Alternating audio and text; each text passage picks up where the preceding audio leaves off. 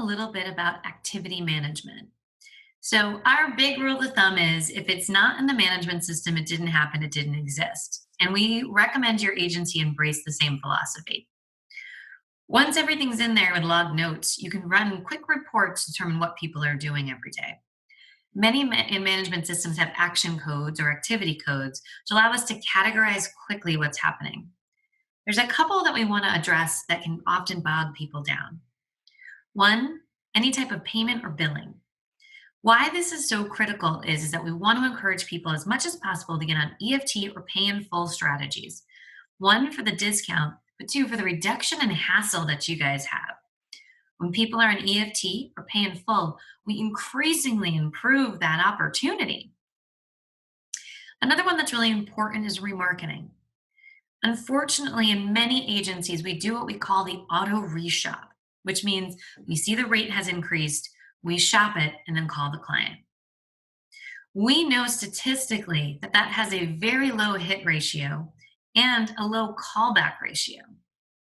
So all that time to reshop goes up in the air.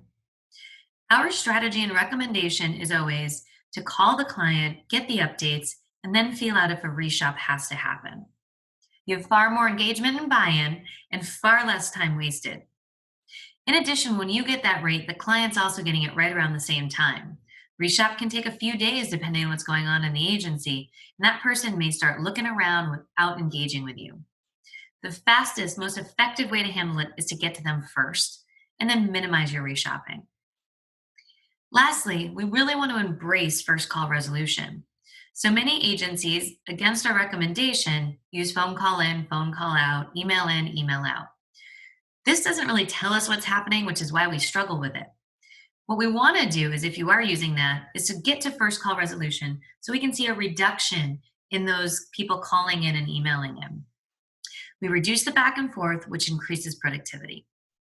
So as you're going through this, really stop and say, should we categorize and analyze what people are working on? In addition, you can also see who's doing what. So maybe somebody's got far more activities than someone else. This either means that they have a lot more on their plate, or they're just over activitying, or someone's not activitying enough. It gives you the data points you need to make some firm business decisions. Enjoy looking at your activities. All it's going to take is a simple pivot table in Excel. And if you struggle with that, just do a quick Google search on a pivot table. It's really simple. It'll give you some interesting data points.